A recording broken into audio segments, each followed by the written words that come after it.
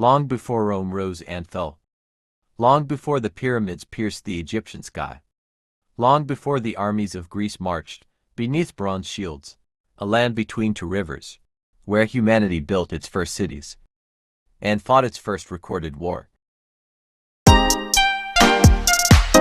As the sun rose over the fertile plains of Mesopotamia, something extraordinary was taking shape. This was no ordinary land. Between the mighty Tigris and Euphrates rivers, humanity was building the world's first civilization. These rivers were the lifeblood of the region, providing the water that made farming, trade, and permanent settlement possible. Here, people no longer wandered in search of food. They settled, they farmed, they built homes. Villages grew into towns, towns became cities, and those cities became powerful kingdoms. Massive temples rose toward the sky, serving as the religious and political heart of each city-state. Farmers dug irrigation canals that carried life across the dry plains, transforming the land into one of the most productive regions on Earth. Merchants traded goods from distant lands, bringing prosperity and connecting the cities of Mesopotamia through commerce. Scribes recorded history on clay tablets, using one of the world's first writing systems, preserving the achievements of a civilization unlike any before it. Civilization was flourishing, but prosperity came with a dangerous price. Every harvest depended on water. Every field depended on fertile land. In this new world, survival no longer depended only on nature. It depended on who controlled the land. When two neighboring cities claimed the same resources, conflict became inevitable. Among them were two rising powers, Lagash and Umma. Their rivalry would become the first recorded war in human history. In the south of Mesopotamia, two powerful city-states stood side by side, Lagash and Umma. Their prosperity depended on the same fertile land and the same precious water. Between them lay the Guedin, a rich agricultural plain. To an outsider, it looked like ordinary farmland. But to these rival cities, it meant survival. Every harvest fed thousands. Every canal carried life. Whoever controlled this land controlled the future of their people. To prevent conflict, borders were marked and agreements were made.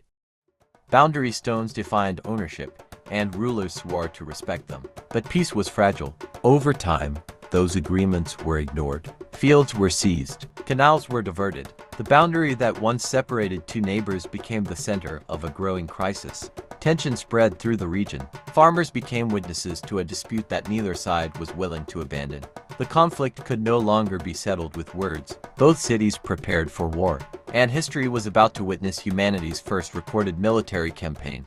Years of broken agreements had pushed both cities to the brink. What had begun as a dispute over farmland was now becoming a fight for survival.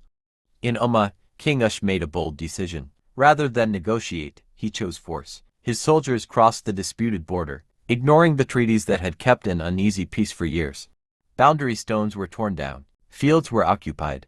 Irrigation channels were taken under Umma's control. To Lagash, this was no longer a disagreement, it was an invasion.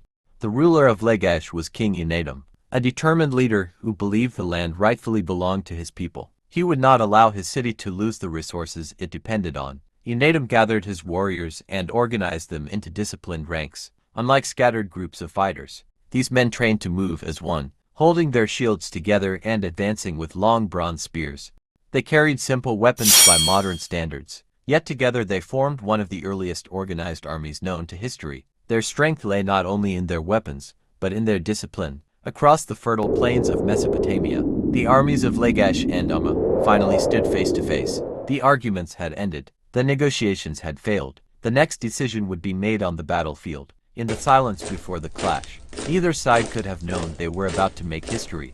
The world's first recorded battle was about to begin. As dawn broke over the plains of southern Mesopotamia, two armies stood facing one another. What had begun as a dispute over farmland had become a battle for survival. King Enatum stood at the front of his army. Before him were farmers, laborers, and citizens now transformed into soldiers defending their homeland. Each man carried a bronze spear and a sturdy shield.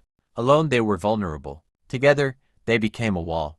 Shoulder to shoulder, shield against shield, the warriors advanced in disciplined ranks. It was one of the earliest examples of organized infantry ever recorded. Across the field, the warriors of Umma rushed forward.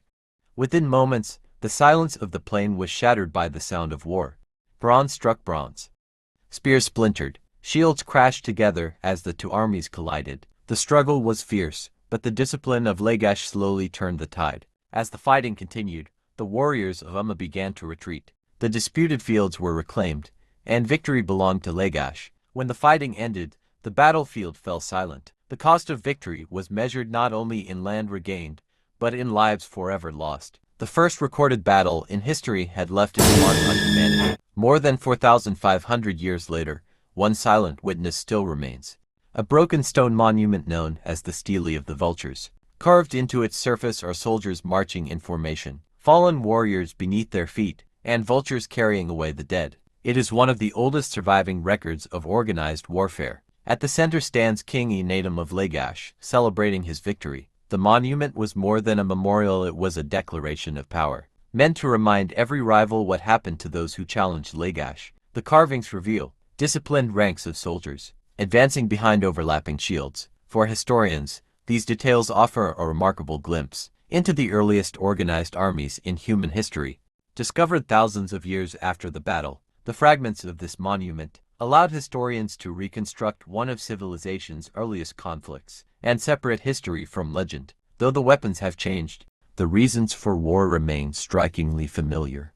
Land, resources, power. The first recorded war may be ancient, but its lessons still echo across the modern world.